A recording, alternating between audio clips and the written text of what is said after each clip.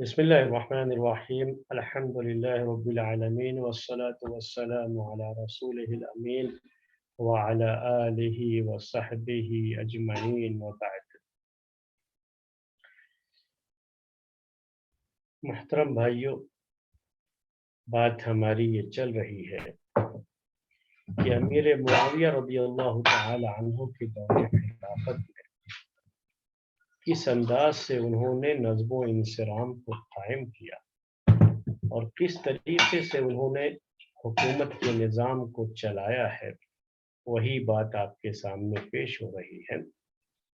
तो कुछ नई चीज़ें जिसकी शुरुआत हुई अमीर मुआविया रज़ियल्लाहु तआला अन्हु के दौरे खिलाफत में, आज के इस दर्स में हम उनमें से कुछ चीज़ें आपके सामने बयान करेंगे। तो आज एक चीज़ आपके सामने ये बयान करनी है कि अमीर मुआविया रज़ियल्लाहु तआला अन्हु, इन्होंने बड़ी कोशिश इस बारे में अपनी सर्फ की है कि किस तरीके से अमन व शांति का माहौल बनाए रखा जाए, किस तरह से पूरी इस्लामी हुकूमत और जितना भी इस्लामी हुकूमत का एरिया है, पूरे एरिए में अमन व शांति को कायम रखा जाए, हर जगह अमन रहे। अब अमन को कायम रखने के लिए कुछ चीजें होंगी जो करना पड़ेगा। ये इसलिए भी जरूरी हो गया था कि अब तक ये चीजें नहीं थी। प्यारे नबी सल्लल्लाहु अलैहि वसल्लम थे तो उस वक्त इस्लामी हुकूमत बहुत ज़्यादा फैली हुई नहीं थी, और जो मुसलमान थे वो आपके सहाबा थे, जो आप पर अपनी जान कुर्बान करने के लिए हर वक्त तैयार रहते थे, और उनकी तरफ से किसी इख्तिलाफ या मुखालफत की कोई जो है शक्ल नहीं थी कि वो लोग ऐसा करेंगे या अलग से कुछ जमात बना करके हम उनके खिलाफ उठ खड़े हो जाएंगे। तो ऐसी कोई बात नहीं थी। जब खिलाफत राशिदा का दौर आया तो बकर सिद्दीक रदी अल्लाह ताला अन्हु के दौर में भी इसकी ज़रूरत नहीं पेश आई। बाज़ दूर दराज इलाकों में ऐसा हुआ कि बाज़ लोगों ने जो है आपकी वफ़ात के बाद वो मुर्तद हो गए थे, उनके साथ जंगों के मामलात हुए, या बाज़ लोगों ने ज़कात देने से इनकार किया। कुछ दूर दराज इलाकों में, मदीने में ऐसा कहीं नहीं था, या जो है जो बड़े जो है अहम शहर थे वहाँ ऐसी कोई चीज़ें नहीं हुई, मक्के वगैरह में कोई ऐसा मामला नहीं था। तो उस थोड़े बहुत फितने हुए तो उन्होंने सबको ख़त्म कर दिया, लेकिन इसके लिए बाकायदा कोई निज़ाम बनाने की ज़रूरत नहीं पेश आई थी। उमर रज़ियल्लाहु ताला अन्हु के दौर में तो लोग इनसे इतना डरते थे कि किसी फितने को सर उठाने की कोई जुर्रत नहीं हुई। ये सिलसिला चलता रहा उस्मान रज़ियल्लाहु ताला अन्हु के दौरे खिलाफत तक भी। लेकिन उनके दौरे खिलाफत के आखिरी हिस्से में जब बलवाइयों ने इनके खिलाफ एक महाज बनाया और यहाँ से उम्मत में इंतशार पैदा हुआ है और यहाँ से सिक्योरिटी के मसाइल शुरू हो गए, अब तक नहीं थे। इसी सिक्योरिटी के मसाइल में यह चीज़ आ गई अब कि अब खलीफा की भी हिफाजत होनी चाहिए। क्यों? क्योंकि उस्मान रज़ियल्लाहु ताला अन्हु को इन शरपसंदों ने उनके घर में घुस करके शहीद कर दिया था। तो अब यहाँ सिक्योरिटी के मसाइल, अब जाहिर सी बात है कि सोचना पड़ेगा। अब आगे जो भी रहेगा उसको सोचना पड़ेगा कि हमको जो है अपनी सिक्योरिटी का भी ख्याल करना, हमारी हिफाजत भी होनी चाहिए। इनके बाद जो है अली रज़ी अल्लाह ताला अन्हु खलीफा बने, उनका पूरा दौरे खिलाफत भी इसी की नज़र हो गया। इख्तिलाफ, अलग अलग जंगें मुसलमानों के दरमियान होती रही, कभी अमन व शांति का माहौल कायम नहीं हो सका। अलग अलग जो है जमातें रहीं और ये जमातें लड़ती भी रहीं एक दूसरे के साथ। तो उस्मान रज़ी अल्लाह ताला अन्हु की शहादत से पहले ही एक माहौल शुरू हुआ था, जो उनकी शहादत के बाद और ज़्यादा परेशान कुन हो गया कि उम्मत पूरी बट गई और एक दूसरे के खून के प्यासे हो गए लोग, जंगें भी होना शुरू हो गई आपस में। अब यही पूरा माहौल, और इसी माहौल में अली रजी अल्लाह तआला अन्हु ने जिंदगी बसर की और इनकी शहादत भी इसी में हुई।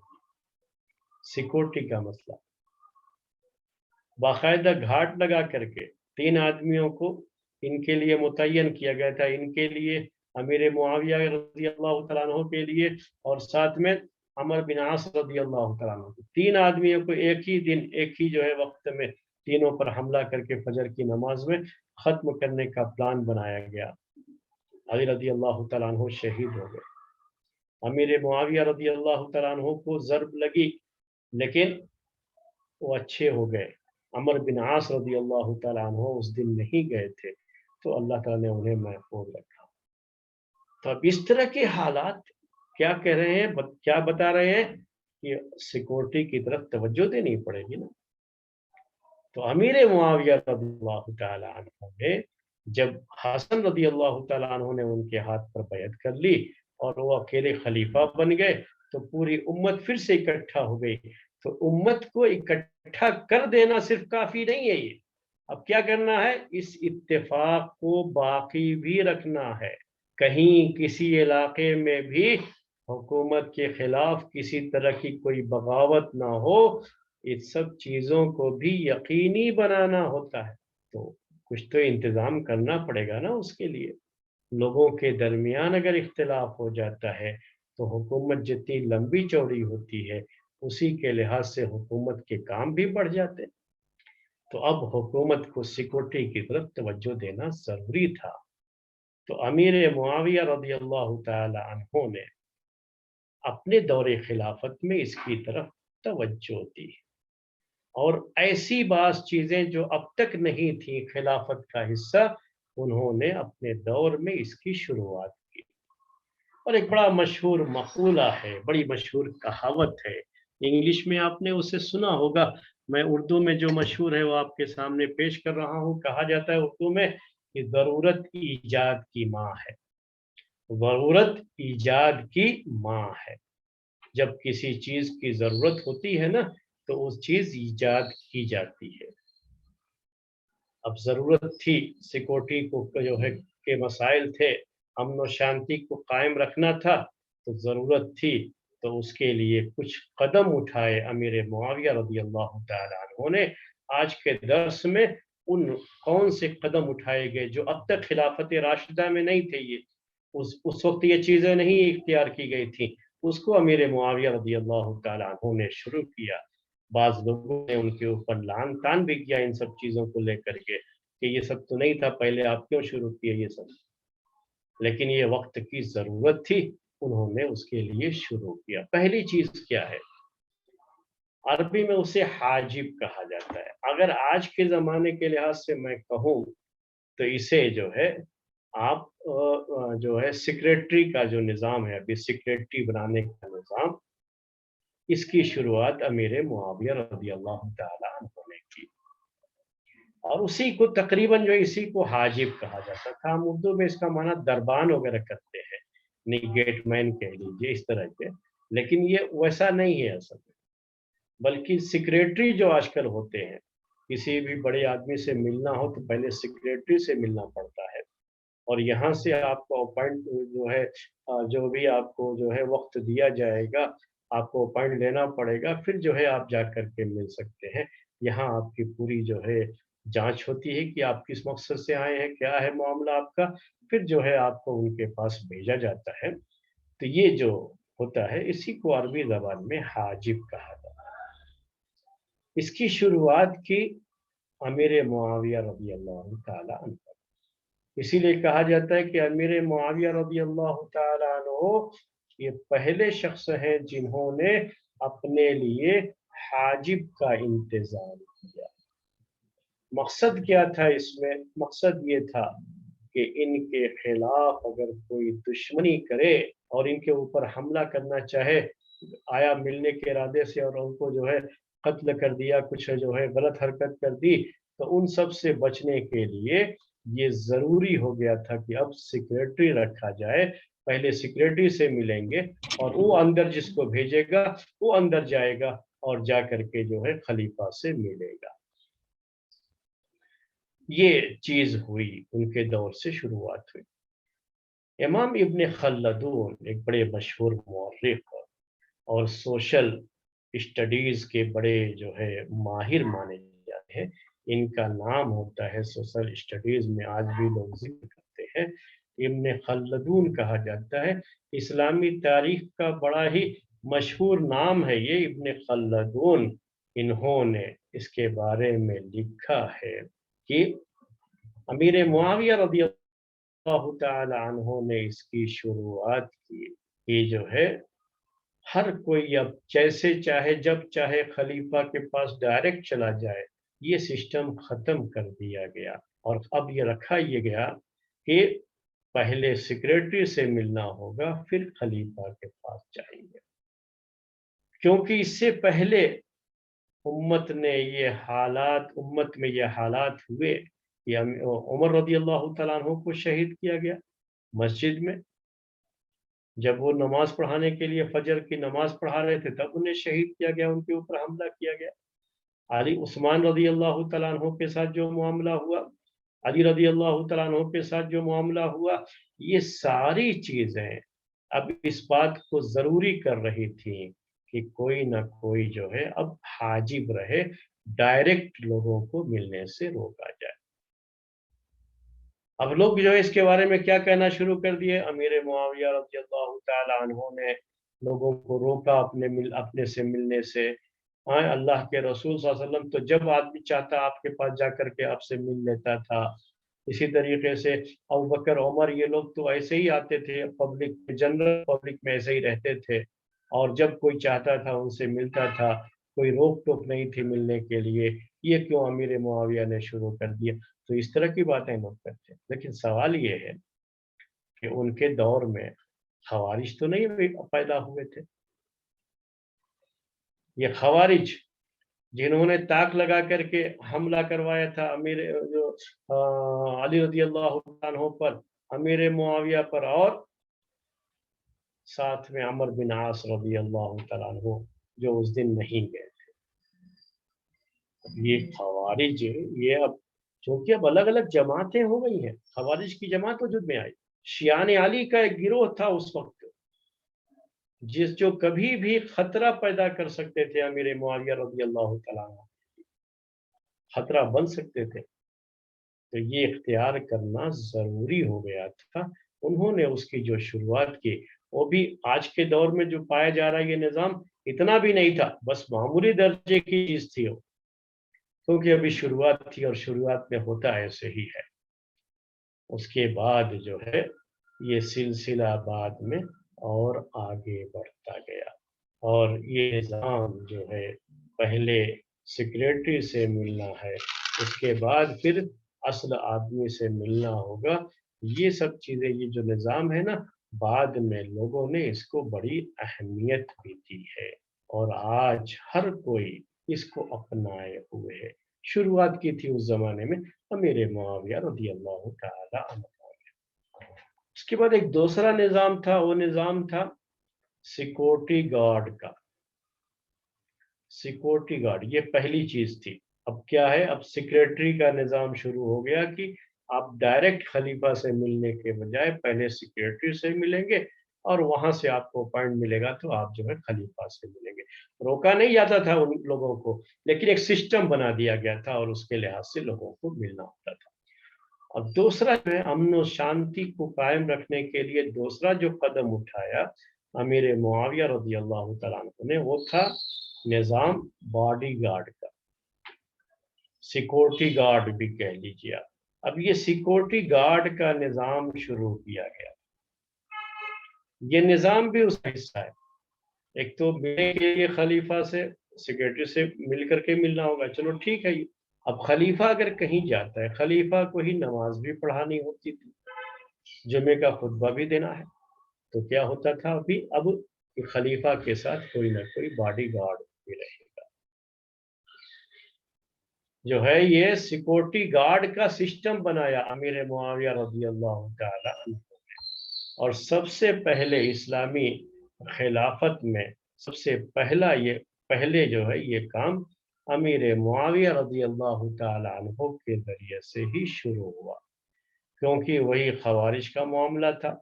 और जो है शियाने अली का, बहुत से अभी भी ऐसे लोग थे जो अंदर अंदर से अमीर मुआविया को पसंद नहीं करते। ऐसे लोगों की तरफ से कभी भी हमला हो सकता था। तो इसी वजह से ये प्रिकॉशन है जिसकी इस्लाम हिमायत करता है, उसकी तायीद करता है। तो अमीर मुआविया रज़ी अल्लाह तआला अन्हु ने इसकी शुरुआत की। और शुरू शुरू में जो इनके बॉडीगार्ड वगैरह रहे, या बॉडीगार्ड में जो है सिक्योरिटी गार्ड में जिन लोगों के नाम बहुत मशहूर हैं, उनमें से अल मुख्तार अबुल मुखारिक हैं, यजीद बिन हारिस अब्बसी हैं। एक तीसरी चीज जो उन्होंने की वो है पुलिस का निज़ाम शुरू किया। आज तो पुलिस का निज़ाम एक आम सी बात है, हर कोई जानता है इसको। ये क्या है, फौज के अलावा ये होते हैं लोग जो शहर की शांति को कायम रखना, ये उनकी ड्यूटी होती है। ये असल में पुलिस का काम होता है, जिसे अरबी ज़बान में शुरा कहा जाता है।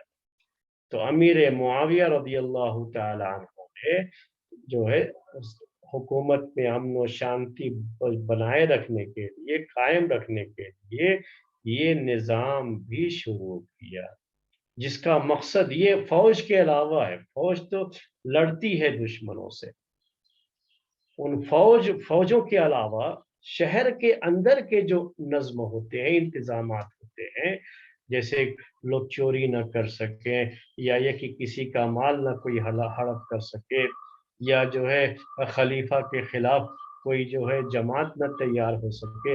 इस तरह की चीज़ें जो शहर के अंदर हो सकती हैं, इन चीज़ों को कंट्रोल करने के लिए एक निज़ाम होता है जिसे पुलिस का निज़ाम कहा जाता है। तो पुलिस का ये निज़ाम भी शुरू किया अमीर मुआविया रज़ियल्लाहु तआला अन्हु ने। और ऐसा नहीं था कि सिर्फ जो है शाम के इलाके में ही पुलिस का इंतजाम हो, जहाँ दारुल खिलाफा था, जो कैपिटल सिटी था वहाँ पर नहीं, ऐसा नहीं था। बल्कि जो गवर्नर थे और अलग अलग जो स्टेट थे इस्लामी हुकूमत के, उन सारे गवर्नरों ने भी अपने अपने इलाकों में ये निज़ाम शुरू कर दिया। और इसका मकसद यही था इस निज़ाम का कि लोगों के दरमियान अमन व शांति कायम रहे। उसी अमन व शांति को यकीनी बनाने के लिए ये पुलिस का निज़ाम, असल पुलिस इसीलिए रखी जाती है, याद रखिएगा।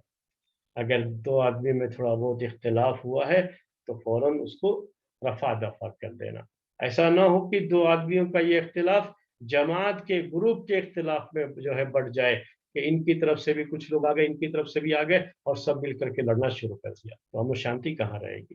तो पुलिस की ड्यूटी, पुलिस का काम यही होता है कि वो अमन शांति को कायम रखें। चौथी चीज इस सिलसिले में जो अमीर मुआविया रज़ी अल्लाह तआला अन्हु ने की कि वो अमन शांति कायम रहे, इस सिलसिले में अल्लाह ताला ने उनको एक खास सलाहियत दी थी। उस सलाहियत को उन्होंने इस्तेमाल किया।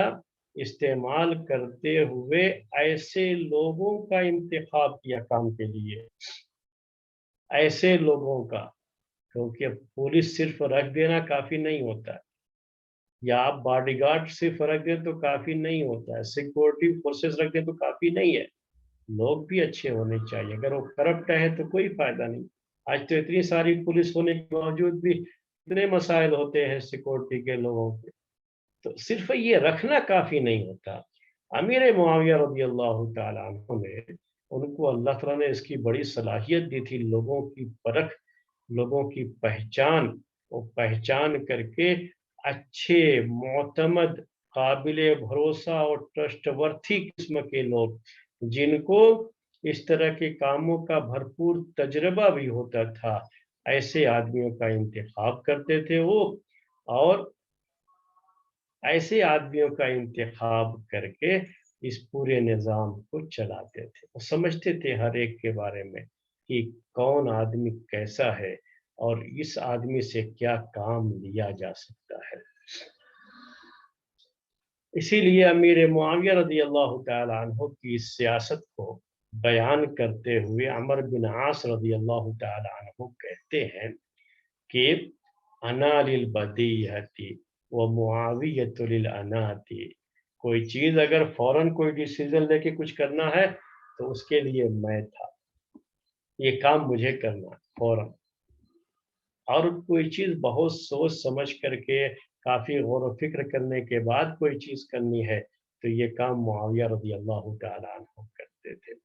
اور اگر کہیں بڑی مشکل اور پریشانی کا سامنا ہے تو مغیرہ بن شعبہ رضی اللہ تعالیٰ عنہ یہ کام خاص طریقے سے دیکھتے تھے، تو کہا والمغیرہ للمعضلات، اور زیاد بن ابیہ تھے ایک، یہ خاص طریقے سے زیاد بن ابیہ کے بارے میں بات پیش کی جاتی ہے کہ زیاد بن ابیہ اصل میں علی رضی اللہ تعالیٰ عنہ کے ساتھ تھے جب جنگ ہوئی، جنگ صفین امیر معاویہ اور علی رضی اللہ تعالیٰ عنہ کے درمیان، تو اس وقت یہ اصل میں علی رضی اللہ تعالیٰ عنہ کے ساتھ تھے، لیکن یہ بھی سیاست کے میدان کے اچھے کھلاڑی تھے اور ان کو بھی اللہ تعالیٰ نے اچھی صلاحیت دی تھی لوگوں پر حکومت کرنے کی، تو ان کو کس طریقے سے اپنی طرف مائل کیا، اپنے پاس لائے اور ان سے کام لیا میرے معاویہ رضی اللہ تعالیٰ عنہ نے، تو یہ سب کی سب صلاحیت تھی ان کے پاس کہ کس سے کیا کام لینا ہے اور کس کام کے لیے کون مناسب ہے۔ تو یہ اصل لیڈرشپ جو ہے نا بڑے کام کی ہوتی ہے، جس کی نگاہ لوگوں کو پہچان سکے کہ ان کے پاس صلاحیت کیا ہے اور ان سے کام کیا لیا جا سکتا ہے، تب جا کے ایک ٹیم ورک بنتا ہے۔ اکیلا کوئی کچھ نہیں کر سکتا، وہ تو ہر کوئی جانتا ہے، سب کو مل کے نہ کام کرنا ہوتا ہے۔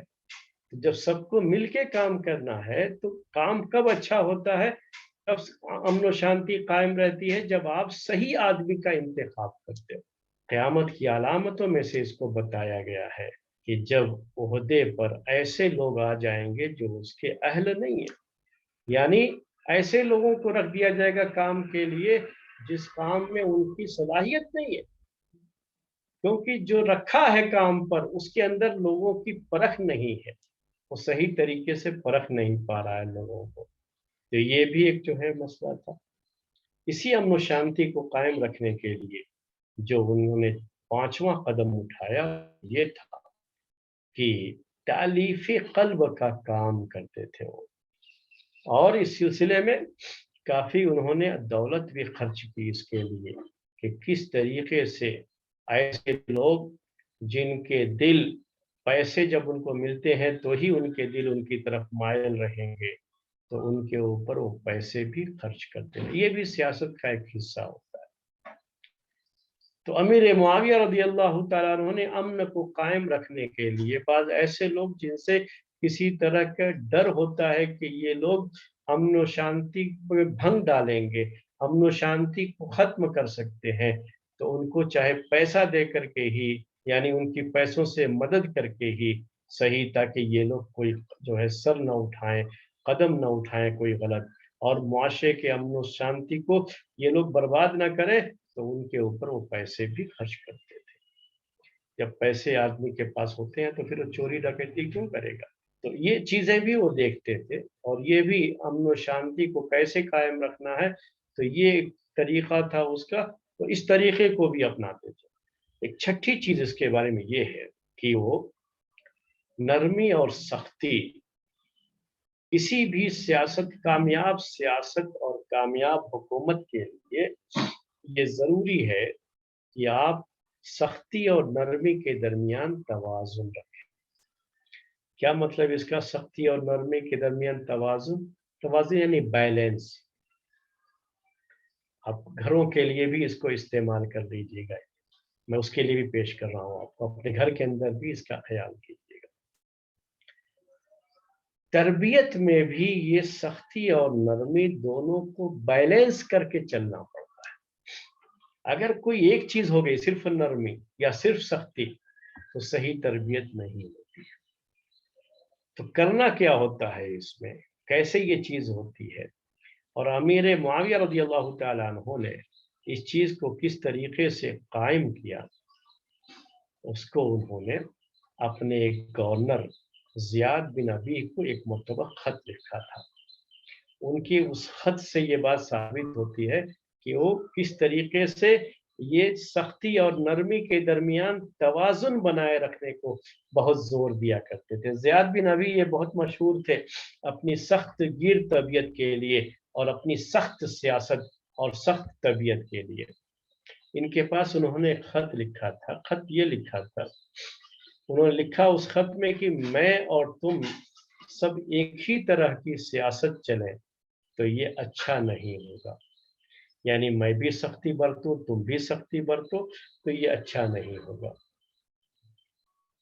انہوں نے لکھا اس خط کے اندر کہ انا ان نشتد جمیعا نہلک الناس ونخرج، کہ اگر ہم سب کی سب جو ہے سختی کریں گے تو یہ ہوگا کہ ہم لوگوں کو ہلاک کر دیں گے، برباد کر دیں گے، پھر تو ہٹلر ہی رہ گیا۔ وہ ہٹلر کی ہی حکومت ہو سکتی ہے، کوئی عام حکومت نہیں ہو سکتی اگر سب کی سب سختی پہ اتر آئے تو۔ پھر کہا، آگے لکھا وَإِنَّ لِلْجَمِيعًا نُنْكِرْهُ، اور اگر ہم سب نرم ہو جائیں، بالکل سختی ہمارے سے چھوٹ جائے، سختی ہم کریں ہی نہ بالکل، تب کیا ہوگا؟ سب کی سب لوگ سر اٹھانا شروع کر دیں گے، تو پھر تو لوگ آ کر کے آپ کے سر پر ہی کھیتی کرنا شروع کر دیں گے۔ یہ لوگوں کی طبیعت ہے، لوگوں کی فطرت ہے، یہ جاننا بڑا ضروری ہوتا ہے۔ میں بھی یہ کہ شوہر بھی، بیوی بھی، ماں بھی، باپ بھی صرف نرمی کرنا ہی جانتے ہیں بچوں پر، کوئی سختی کرنا نہیں جانتا، تو بچے سرکش ہو جاتے ہیں، باغی ہو جاتے ہیں، ضدی ہو جاتے ہیں، ایگو ان کے اندر پیدا ہو جاتا ہے اور بعد میں بہت ساری پریشانیوں کا اس کی وجہ سے سامنا کرنا پڑتا ہے۔ تو کیا کہا اس کے بعد؟ وَلَٰكِن تَلِينُ وَأَشْتَدُّ، جہاں میں یہ دیکھوں گا کہ تم نرمی کر رہے ہو تو میں سخت ہو جاؤں گا، تشتد وعلیم، اور جہاں میں یہ دیکھوں گا کہ تم نے سختی کیا ہے وہاں میں تھوڑا نرم پہلو اختیار کر، میں نرم بن جاؤں گا۔ یہ نرمی اور سختی کا کے درمیان جو بیلنس ہے میرے بھائی، اس کو قائم رکھنا ہوتا ہے۔ بعض مورخین نے یہ بات بھی لکھی ہے، نرمی اور سختی کے درمیان بیلنس قائم رکھنے کی بات ہے۔ وہ کہتے ہیں کہ ابوبکر صدیق رضی اللہ تعالی عنہ کا دور بڑا اچھا دور گزرا، کیونکہ ابوبکر صدیق رضی اللہ تعالی عنہ کی طبیعت میں جو نرمی تھی، ان کے ساتھ ان کی حکومت میں ہر طرح سے ساتھ نبھانے والے عمر رضی اللہ تعالی عنہ، ان کی طبیعت میں سختی تھی، تو یہ سختی اور نرمی کا ایک حسین امتزاج تھا، یعنی ایک ایسا بیلنس تھا کہ اس بیلنس کی وجہ سے حکومت بڑے اچھے انداز میں چلتی رہی۔ اس کے بعد عمر رضی اللہ تعالیٰ عنہ کا دور آیا، وہ تو اپنی سختی کے لیے مشہور تھے، لیکن ان کے آس پاس جو لوگ تھے ان میں عثمان رضی اللہ تعالیٰ عنہ تھے، بعض دوسرے صحابہ تھے جو اپنی نرم طبیعت کے لیے مشہور تھے، اور ان کے مشورے ہوتے تھے، تو اس طرح سے بیلنس قائم رہا سختی اور نرمی کا۔ عثمان رضی اللہ تعالیٰ عنہ آئے، ان کی طبیعت میں تھوڑی نرمی تھی، علی رضی اللہ تعالیٰ عنہ ان کے ساتھ ہوتے تھے، معاملات میں مشورے ہوتے تھے ان سے، اور بعض دوسرے صحابہ سے بھی ہوتے تھے، جبکہ ان کی طبیعت میں تھوڑی سختی تھی، تو یہ بیلنس پھر بھی قائم رہا۔ جب علی رضی اللہ تعالیٰ خلیفہ بنائے گئے، ان کے یہاں سختی تو تھی، لیکن اس طرح کے وزراء حکومت کے جو پہلے ہوا کرتے تھے، ابھی وہ اس طرح کے لوگ نہیں رہ گئے ان کا ساتھ دینے کے لیے، اور نرمی اور سختی کے درمیان یہ بیلنس قائم رکھنے کے لیے اس طرح کے لوگ نہیں رہ گئے، تھوڑی پریشانیوں کا سامنا کرنا پڑا، اور امت میں تھوڑے مسائل ہوئے اس کے بعد، جیسا کہ آپ جانتے ہیں۔ تو امیر عثمان رضی اللہ تعالیٰ عنہ کے دور خلافت میں بالکل آخر میں تھوڑی پریشانیاں ہوئی، لیکن علی رضی اللہ تعالیٰ عنہ کا پورا دور خلافت اس میں یہ پریشانیاں رہی، اور اس کے بعد پھر امیر معاویہ رضی اللہ تعالیٰ عنہ جب خلیفہ بن گئے تو انہوں نے بھی وہی نرمی اور سختی والی پالیسی کو اختیار کیا۔ یہ جب ان کے گورنر کسی معاملے میں نرمی کرتے تو یہ سخت بن جاتے تھے، اور انہوں یہ طے کیا تھا کہ جب یہ سخت ہوں گے تو لوگ ان کے ساتھ تھوڑا نرمی ان کو سکھائیں گے کہ نہیں، یہاں تھوڑی نرمی ہونی چاہیے۔ تو نرمی اور سختی کو ملا کر کے چلنا ہے، یہ انہوں نے اپنے گورنر زیاد بن ابیہ کو لکھا تھا۔ تو یاد رکھیے امیر معاویہ رضی اللہ تعالیٰ عنہ اس کے لیے کافی مشہور رہے ہیں۔ میں ان کی ایک اور بات آپ کے سامنے کوٹ کرتا ہوں۔ امیر معاویہ رضی اللہ تعالیٰ عنہ کے تعلق سے یہ بات مشہور ہے، ان کی طرف نسبت کر کے بیان کی جاتی ہے۔ اللہ تعالیٰ بہتر جانتا ہے کہ یہ ان کا قول ہے یا نہیں ہے، لیکن ان کی طرف نسبت کر کے یہ بات ذکر کی جاتی ہے۔ یہ کہتے ہیں کہ لا اضع صوتی حیث یکفینی لسانی، کہ جہاں میری زبان سے کام چل جائے میں وہاں اپنا کوڑا نہیں اٹھاتا ہوں، اپنی تلوار نہیں اٹھاؤں گا، کوڑا نہیں اٹھاؤں گا۔ ولا اضع سیفی حیث یکفینی صوتی، اور میں وہاں اپنی تلوار نہیں اٹھاتا ہوں جہاں کوڑے سے کام چل جائے۔ فَإِذَا لَمْ أَجِدْ مِنَ السَّيْفِ بُدًّا رَكِبْتُهُ، اور جب میں یہ دیکھوں کہ یہاں تلوار اٹھانا ضروری ہو گیا ہے تب میں تلوار اٹھانے سے پیچھے بھی نہیں ہٹتا ہوں، یعنی اگر سختی کا ہوتا ہے موقع تو میں سختی بھی کرتا ہوں۔ یہ امیر معاویہ رضی اللہ تعالیٰ عنہ کی سیاست تھی، اور یہی میں آپ سے کہتا ہوں گھر میں بھی آپ جو ہے رہتے ہیں نا تو اس کا خیال رکھیں۔ میں آپ کو اپنے بچوں کی تربیت کے تعلق سے یہ باتیں کہتا رہتا ہوں، بچوں کی تربیت میں یہ چیزیں کام آتی ہیں، تو بالکل نرم بھی ہو کر کے نہیں رہنا چاہیے۔ آپ ہیں اور آپ کی بیوی ہے، دونوں آپس میں یہ طے کر لیں کہ جہاں آپ سخت ہوں وہاں بیوی تھوڑا نرمی سے کام لے کر کے یہ نرمی اور سختی کے بیلنس کو باقی رکھیں۔ جہاں بیوی نرم ہو جائے وہاں آپ تھوڑے سخت ہو جائیے، اور جہاں آپ نرم ہو جاتے ہیں اور آپ دیکھتے ہیں کہ بیوی سخت ہو گئی ہے، کوئی سخت قدم اٹھانا چاہتی ہے بچوں کے تعلق سے، تو آپ نرم ہو جائیے۔ یہ نرمی اور سختی کو ملا کر کے چلیے بچوں کی تربیت میں، تو دیکھیے کتنا اچھا اس کا رزلٹ آتا ہے۔ اور یہ بھی یاد رکھیے ابھی جو میں نے امیر معاویہ رضی اللہ تعالیٰ عنہ کی بات ذکر کی آپ سے، کہتے ہیں کہ جہاں میری زبان سے کام چل جائے میں وہاں ڈنڈا نہیں اٹھاتا ہوں۔ میں تھوڑا سا اس میں اضافہ کر کے آپ سے یہ کہتا ہوں، کیونکہ اب آج کل ڈنڈا اٹھانے کا تو ہے ہی نہیں نا مسئلہ، کیونکہ ابھی تو پولیس پکڑ کے لے کے چلی جائے گی، تو اس کو تھوڑا سا ہٹا دیتے ہیں، تھوڑا سا بدل کر کے یوں کہتے ہیں کہ جہاں آنکھ سے کام چل جائے وہاں زبان کی ضرورت نہیں ہے، تو آنکھ سے کام چلائیے، زبان مت استعمال کیجیے۔ اب جہاں آنکھ سے کام چلنے والا نہیں ہے، زبان استعمال کرنا ہے، تو زبان سے کام چل جائے تو ڈنڈا مت اٹھائیے، ہاتھ مت اٹھائیے، ہاتھ مت استعمال کیجیے، ماریے مت۔ اگر زبان سے ڈانٹنے سے کام چل جاتا ہے تو ہاتھ اٹھانے کی ضرورت نہیں۔ اب جہاں مجبوری ہوتی ہے ہاتھ اٹھانا ہی ہے تو ایسے موقع پر تو اسلام اس کی اجازت دیتا ہے، وہ بہت کم ہوتے ہیں ایسے حالات جو ہے، لیکن اس کے بارے میں بھی کہا، یہ بات بھی نوٹ کر لیجئے میری، کہ جس دن آپ نے ہاتھ اٹھا دیا تو سامنے والے کو آپ کی ہاتھ کی طاقت کا اندازہ بھی ہو جائے گا۔ اسی لیے اس کو سسپینس میں ہی رہنے دیجئے تو بہتر ہے۔ کہتے ہیں کہ اگر آپ نے ہاتھ اٹھایا، یہ سائیکالوجی، تو سامنے والے کو اندازہ ہوتا ہے کہ بھئی آپ کیا کر سکتے ہیں پھر، تو صرف آپ دھمکی صرف دیتے رہے تو وہ ایک یہ رہتا ہے کہ ایک تو بنا ہوا رہتا ہے کہ بھائی اب ڈنڈا اٹھائیں گے تو پتہ نہیں کتنا پیٹ دیں گے، کہاں سر ٹوٹے گا، جو ہے پیر ٹوٹے گا، ہاتھ ٹوٹے گا، کیا ہوگا، پیٹھ لال ہوگی، ایک خوف سا بنا رہتا ہے۔ لیکن جس دن اٹھا لیا اور مار دی، اور کوئی بڑی بات نہیں ہے، چلو جو ہے برداشت کر سکتے ہیں، تو آپ کے ہاتھ اور آپ کے ڈنڈے کی طاقت کا اسے اندازہ ہوتا ہے۔ اس لیے اس کو اس کی عادت مت ڈلوائیے۔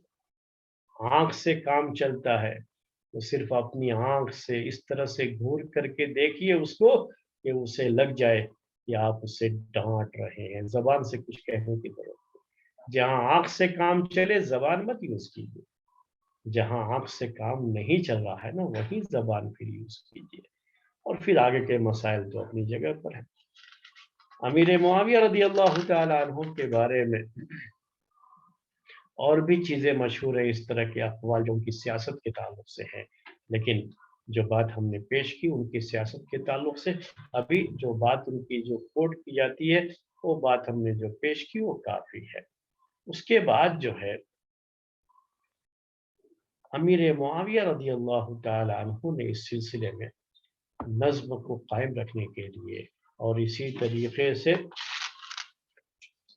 امن و شانتی کو بنائے رکھنے کے لیے انہوں نے جاسوسی کا نظام شروع کیا۔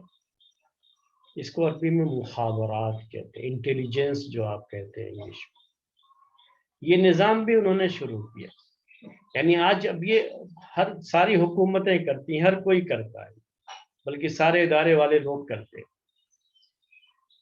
کہ ہم جب کوئی نظام چلا رہے ہیں تو ہمارے خلاف کہیں کوئی جو ہے کچھ لوگ بول تو نہیں رہے ہیں، یا ان کی طرف سے ایسا تو نہیں ہو رہا ہے کہ لوگوں کے دلوں میں کچھ ایسی بات ڈالی جا رہی ہے ہمارے خلاف، تو یا جو ہے جو حکومت کو نقصان پہنچا سکتی ہے، تو دیش ویرودھی گتیویدیاں جسے ہندی میں کہا جاتا ہے، ایسی چیزوں کو جاننے کے لیے جاسوسی کا یہ نظام ضروری ہے، کیونکہ اگر وقت پر اس پر کنٹرول نہیں کیا گیا تو یہی چیزیں بعد میں شانتی کو بھنگ کر دیتی ہیں، امن و شانتی کے راستے میں روڑا بن جاتی ہیں، اختلافات شروع ہوتے ہیں، جنگیں شروع ہو جاتی ہیں، لوگوں میں جو ہے مار پیٹ شروع ہو جاتی ہے، تو یہ ساری چیزیں بعد میں ہوتی ہیں۔ شروعات جب بھی ہوتی ہے اسی موقع پر اگر علم ہو جائے تو فوری طور پر ان کو گرفتار کر کے ان کے ساتھ جو بھی مناسب کارروائی کرنی ہے مناسب کارروائی کر دے تو وہ چیز وہیں پر ختم ہو جائے گی۔ تو اس سلسلے میں امیر معاویہ رضی اللہ تعالی عنہ نے یہ جاسوسی کا نظام شروع کیا، تو ان کی جاسوسی کے نظام میں یہ بہت جو ہے مضبوط نظام انہوں نے قائم کیا، اور یہ کہا جاتا ہے کہ آپ کا جاسوسی نیٹ ورک جتنا مضبوط ہے آپ کی حکومت اتنی ہی مضبوط ہے اور اتنی ہی محفوظ ہے، آپ اپنے آپ کو اتنا ہی سیکیور جو ہے محسوس کریں گے، اور آپ کا اگر یہ نظام فیل ہے جاسوسی کا تو پھر سمجھیے کہ آپ کی حکومت بھی فیل ہے۔ تو امیر معاویہ رضی اللہ تعالیٰ عنہ نے اس نظام کو بہت اچھی طرح سے چلایا، اور اتنا ان کا یہ کامیاب نظام تھا کہ اس کی جو ہے کچھ مثالیں پیش کرتا ہوں آپ کے سامنے، کہ کہیں بھی فتنے نے اگر کوئی سر اٹھانے کی کچھ ہے شکل فتنے کی تو فوری طور پر معلومات ہوئی اور اسی وقت انہوں نے اس کو ختم کیا۔ اس سلسلے کا ایک واقعہ پیش کرتا ہوں، ایک جو ہے بات پیش کرتا ہوں کہ جب حسن بن علی رضی اللہ تعالی عنہ کی وفات ہو گئی، ان کا ذکر پہلے ہم نے کر دیا آپ کے سامنے کہ 51 ہجری میں ان کی وفات ہوئی تھی، اور جب تک یہ زندہ تھے جو شیعان علی تھے وہ کوشش تو کر رہے تھے کہ ان کو ساتھ ملا کر کے امیر معاویہ کے جو ہے یہ جو صلح کر لی انہیں اس کے خلاف تھے وہ لوگ، اور اس کے خلاف ان کو ورغلاتے بھی رہتے تھے، لیکن وہ ان کے جھانسے میں نہیں آتے تھے۔ ان کی وفات کے بعد اب انہوں نے یہ دیکھا شیعان علی نے کہ چلو اچھا موقع ہے، اب ان کے بھائی جو حسین ہیں رضی اللہ تعالیٰ کو ان کو تھوڑا حکومت کے خلاف ورغلاتے ہیں، بہکاتے ہیں، اور یہ ظاہر کریں گے کہ بھئی اصل تو حکومت کے جو ہے مستحق آپ ہیں، تو حسین رضی اللہ تعالی عنہ سے کچھ لوگوں نے، عراق کے لوگوں نے اس سلسلے میں خط و کتابت شروع کی۔ وہ موبائل کا دور تو تھا نہیں کہ میسج آسانی سے بھیج دے، تو باقاعدہ خط لکھ کر کے بھیجنا پڑتا تھا، تو انہوں نے خط لکھ کر کے بھیجنا شروع کر دیا۔ شروعات تو کی تعزیت سے کہ تعزیتی خط بھیجا ان کے بھائی کی وفات کو لے کر کے، اور اس کے بعد انہوں نے ان کے ذہن کو بگاڑنے کے لیے اور خلافت بنی امیہ کے خلاف ان کو بھڑکانے کے لیے اس طرح کے خطوط انہوں نے لکھنا شروع کر دیے۔ اب اس کے بعد ظاہر سی بات ہے کہ اب یہ اندر اندر چیزیں ہو رہی ہیں نا، تو اب جاسوسی کا نظام قائم رہے گا، اچھا نظام ہوگا تو وہ لوگ پتہ لگا لیں گے، ان کے پاس خبر ہو جانی چاہیے اس کی۔ تو اس کی خبر امیر معاویہ رضی اللہ تعالی عنہ کو ہو گئی، اور انہوں نے جیسے ہی اس کے بارے میں ان کو پتہ لگا وہیں پر اس پوری چیز کو جو ہے ختم کر دیا۔ یہی فائدہ ہوتا ہے اس کا جاسوسی کے مطابق۔ جب چیز بڑی ہو جائے گی تو آپ کے لیے ختم کرنا اس کو مشکل ہو جاتا ہے۔ اس کو ایک مثال سے سمجھیے کہ جب تک پودا چھوٹا ہے تو آپ چھوٹے پودے کو آسانی سے زمین سے اکھاڑ کر کے پھینک سکتے ہو، لیکن جب اب بڑا درخت بن گیا ہے تب آپ سے نہیں اکھڑے گا وہ، پھر تو بڑی بڑی آندھیاں بھی اس کو ہلا نہیں سکتی، پھر تو پریشانی قائم ہو جاتی ہے اس کی وجہ سے۔ تو یہ جاسوسی کے نظام کا یہ فائدہ۔ اسی طریقے سے مسور بن مخرمہ، یہ جو ہے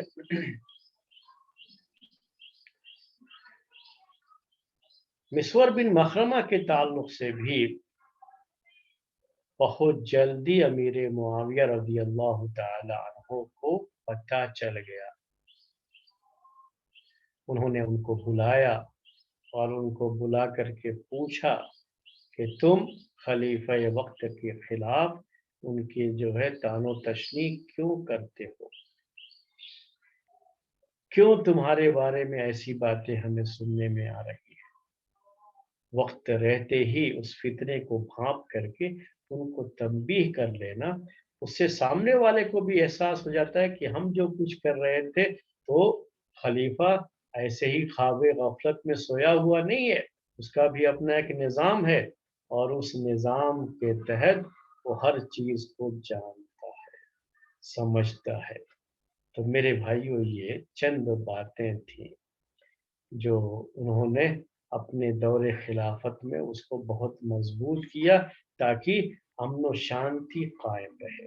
اسی امن و شانتی کا ایک حصہ یہ بھی ہے کہ وہ سب کے اوپر نگرانی کرتے تھے اور اسی جاسوسی کے نظام سے سب کی نگرانی کرواتے تھے۔ اب ایک اور دو تین باتیں جو ہے یہ امن و شانتی کی تو 2-3 منٹ میں ذکر کرتا ہوں۔ امن و شانتی کے لیے یہ بھی ضروری ہوتا ہے کہ آپ کا جو دفاعی سسٹم ہے، ڈیفنس جو سسٹم ہے آپ کا، وہ بڑا مضبوط ہونا چاہیے۔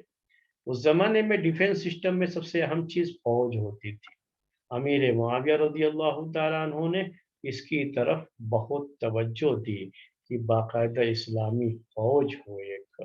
پہلے یہ تھا کہ جب کہیں جنگ کا ماحول ہوتا تو سب لوگوں کو آواز لگائی جاتی تھی، سب شریک ہوتے تھے، باقاعدہ الگ سے فوج کا سسٹم نہیں تھا۔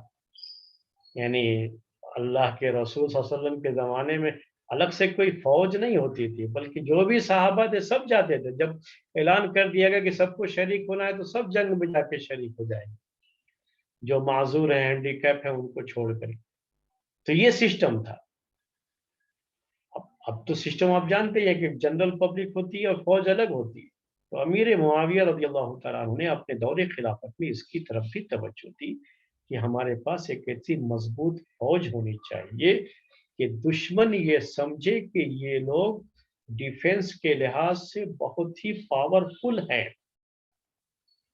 تو اندر کا ایک ہوتا ہے خوف جو جس سے شانتی بھنگ ہوتی ہے، اور ایک باہر کا خوف ہوتا ہے، یعنی باہر سے دشمن نہ حملہ کرے ہمارے اوپر۔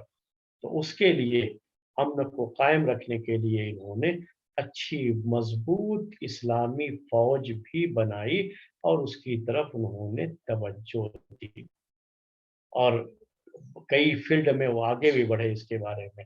نیوی وغیرہ کا جو سسٹم پہلے نہیں تھا، اب انہوں نے شروع کیا تھا۔ وہ اسلامی فتوحات جو ان کے دور میں ہوئی ہیں، جب اس کا بیان آیا تو میں آپ کے سامنے وہ چیزیں بھی پیش کروں گا، یا آپ کے سامنے وہ چیزیں آئیں گی۔ تو امیر معاویہ رضی اللہ تعالیٰ عنہ نے اس کا بڑا خیال کیا۔ اسی طریقے سے انہوں نے اس کا بھی بڑا خیال کیا کہ ان کے دور خلافت میں وہ یہ چاہتے تھے کہ اصل قبیلے، اس زمانے میں قبیلوں کی طاقتیں ہوتی تھی، عربوں میں یہ قبیلوں کے بڑے مسائل رہے ہیں، اور یہ دور جاہلیت سے یہ مسائل چلے آ رہے ہیں، تو قبیلوں کی طاقتیں ہوتی ہیں۔ امیر معاویہ رضی اللہ تعالی عنہ نے اس کا بھی خیال کیا کہ انہوں نے جو مختلف قبائل تھے ان کے درمیان بھی بیلنس بنائے رکھنا بہت ضروری ہے، تاکہ ہر قبیلے کے لوگ ان کے ساتھ جڑتے رہیں۔ جو یہ بات میں پیش کر رہا ہوں، یہاں ہماری ہندوستان کی تاریخ میں یہ بات ذکر کی جاتی ہے اکبر کے تعلق سے۔ اکبر کا نام آپ نے سنا ہے، جسے مغل اعظم بھی آپ کہہ لیتے ہیں، تو وہ جو ہے اس کے بارے میں ایک بات جو ہے سنی گئی ہے، لکھی گئی ہے، پڑھی گئی ہے، اور ہم نے پڑھی ہے، مطلب ایک لکھی ہوئی ہے کتابوں میں، کہ اس نے بہت ساری شادیاں کی تھیں۔ تو یہاں پر بھی ہندوستان میں بھی ایسا ہے معاملہ کہ الگ الگ ان کی جو یہ ہیں یعنی طبقے ہیں، جاٹ ہے تو کوئی چھتری، جو اس طرح کے جو ان کے یہ ہیں، تو ان میں سے بعض جو ہے طبقات وہ اپنی جنگی طاقت کے لیے، لڑنے کے لیے بہت مشہور رہے ہیں، اور ایک مرتبہ وہ جو کسی کو اپنی زبان دے دیں گے اس پر قائم رہیں گے۔ تو ان سب میں بیلنس بنانے کے لیے، بیلنس رکھنے کے لیے اکبر نے بھی کیا کیا، شادیاں کی تھی ان کے اندر۔ تو اس طرح سے یہ ان کے اپنے گھر کے لوگ ہو گئے، اپنے گھر کے لوگ ہیں تو یہ تو ہمارے رشتہ دار ہو گئے، تو اب ان کے ساتھ، ان کے خلاف بغاوت کرنے کے بجائے ان کے ساتھ جڑے رہیں گے۔ اس سیاست کو اس نے اپنایا تھا، اپنی جو ہے فوجی طاقت کو اور اپنی جو ہے حکومت کی طاقت کو مضبوط رکھنے کے لیے۔